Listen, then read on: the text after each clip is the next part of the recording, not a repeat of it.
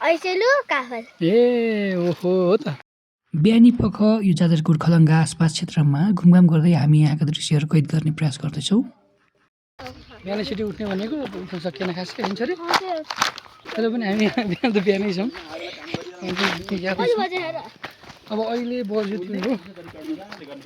6:30 भएछ लगभग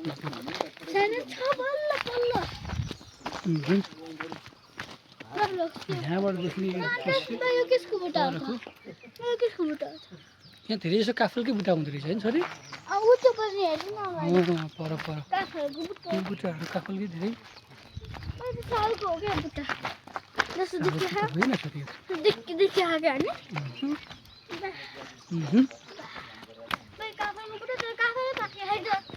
अलिक छेउतिरबाट नहिँड ल छोरी त्यहाँबाट होइन त्यो पानीको बोतल अब गाह्रो भएर ए ल ठिक छ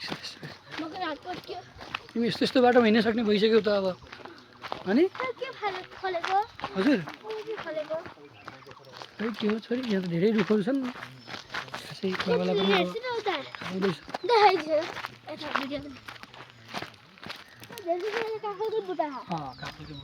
पनि काफलको बुट्टा काफल जति पनि काफल धेरै काफल छ हामी अब यहाँबाट पनि कति धेरै अक्सिजन दिन्छ क्या हो त रुखहरूले चाहिँ पनि अक्सिजन दिन्छ नि धेरै नि कुर्दैन नि यता गरेछ नि रुख धेरै त हजुर रुख धेरै यता गरेछ नि पाहाडतिर हो उता पनि रहेछ काफल धेरै छ नि माथि कति मोटो बुट्टा भने मोटो रुख अगाडि पनि काफल बेताको चाहिँ काफल यहाँ चाहिँ ऐसेलु कति नजिक छ कैसेलु छ ल भैसेलु तिमी चाहिँ फेरि कस्तो छ आज चराको कुन चरा जङ्गलमा बस्छ चरा अगाडि पनि हेर्छु बाबा अगाडि हेरेँ नि दाजु काफल अलिअलि पाके रहेछ नि होइन तल पनि रहेछ अङ्कल अगाडि पनि छ तलतिर यताबाट छ बाबा यता हेर्छु न सबभन्दा धेरै लाग्छ यता रहेछ काफलको बुट्टा अब हाइट लामो भएको मान्छेको फाइदा नभएको त हाइट होचो सानो सानो त्यो भएर हिजो त पुरै रुखमा चढेर सबभन्दा धेरै उता दुईवटा जोडी छ उता कति मोटो उता त्यहाँ पनि जुम गर्छु देख्छु नि बेच्न ल्याउँदैनन् क्या यस्तो राम्रो होइन यही नजिक होइन खाएछ न ल्याउँदैन खाएछ मोटोवाला केको बुट्टा हो ऐसेलु सबै ऐसेलु उता पनि रहेछ ऐसेलु भाँचेको बेला थाहा भएन भाँचेको बेला त छ काँडा पनि हुँदो रहेछ अघि नै झन् हात गोप्छु सक्दिनँ अनि पुग्दै कबाट खाऊ म समात्दिन्छु माथि खाइछ के गुफा जस्तो ठुलो खाइछ कस्तो छ थ्याङ्क यू मिल खाइछ अझै तिमी खाऊ अब सबै ल होइन म त्यो खान्छु भइहाल्छ उता अझै काफल पनि छ के खोजे यस्तो ऐसेलु काफल ए ओहो हो त उता हामी 6:30 बजीतिर एउटा काफल एउटा ऐसेलु काफल खाएर सक्नु भयो नि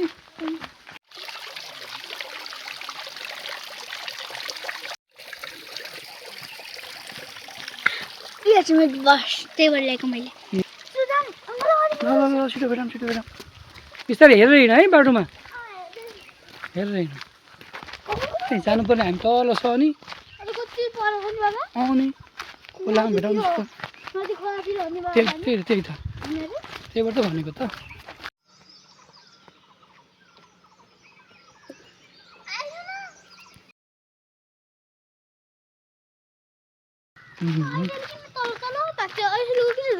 तिमीले खाना पाउँछौ भनेर सबैले खाना काफलको मुख हुन्छ क्या त्यही भएर खुल्ला काफलको मुख छ त्यही भएर होला बाहिर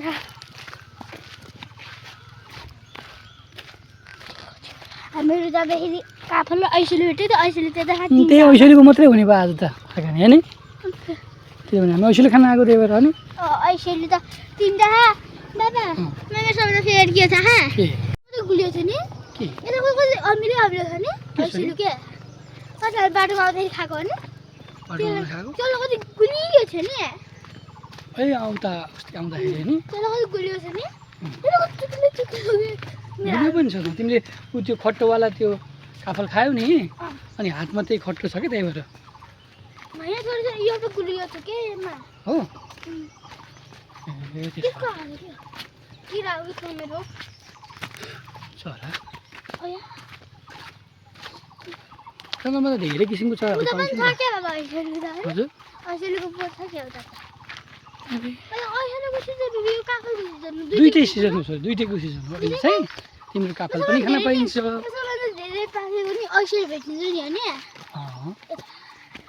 ऐसोले काफल त टिपिहाल्दो रहेछ नि नि काफल त टिपिहाल्दो रहेछ त्यही भएर फले हुन्छ त आइजो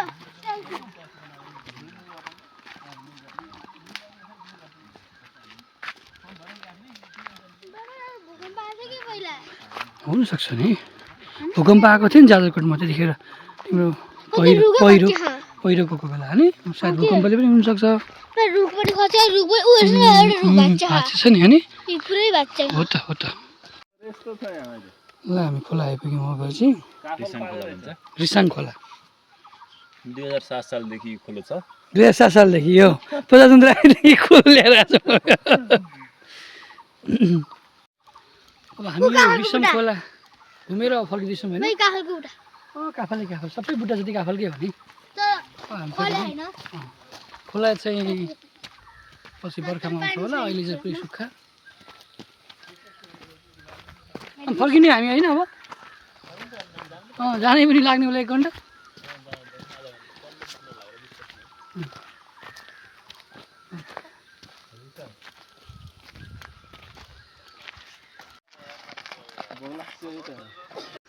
एक्लै बनाइदिनु 2 दिनमा 10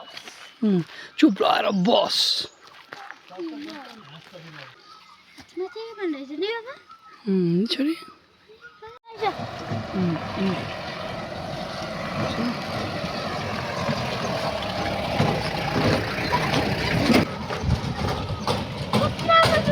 ढुङ्गा ढुङ्गा ढुङ्गा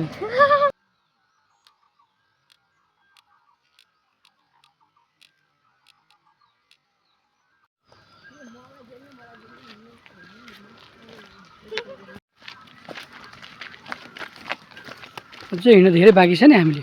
अङ्कलहरू त हामीलाई छोडेर गइसक्छौ हामी भेटाउनु पऱ्यो नि छिटो हो कि नै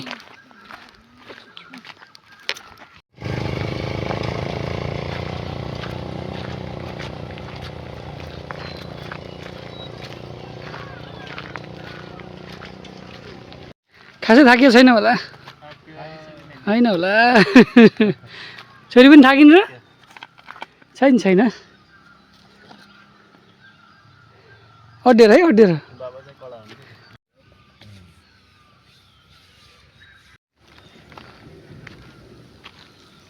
सबै दृश्यहरू खिच्दै म भने अलिक पछाडि भएकोले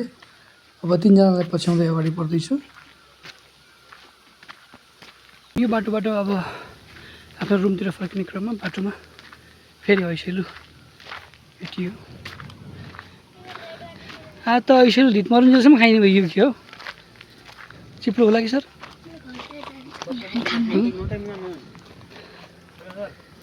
एउटा डिब्बा भरिसक्यो अब एउटा मात्रै 2टा मात्रै अट्छ ल खाना एउटा बारी भयो नि ल तिमी खाऊ त अहिले उदा नि छ नि ल खाऊ कति मोटो ल तपाईँ खाएन ल एउटा मैले खाएँ ल हामी जाने आज तिमीलाई त ऐसेलु हुने भयो त अब पकेटमा राख ल पकेटमा छ ल ल खाँदै गयो पनि भयो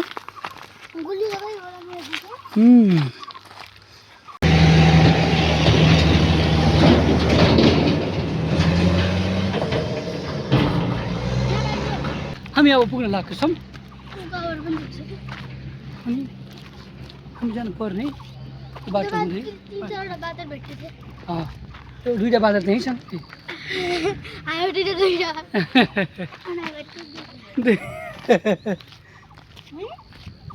त्यसपछि अनि यसरी बाबा तानेपछि बाबाले हातमा पोतो समातेपछि के हुन्छ बाबाको चटनी भइहाल्छ नि नै हो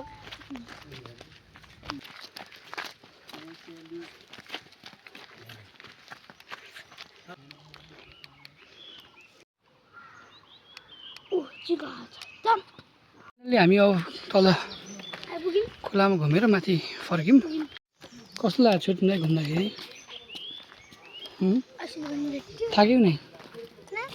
थाकिनु नि होइन ल हामी अब यहाँ आइपुग्यौँ ल बजारमा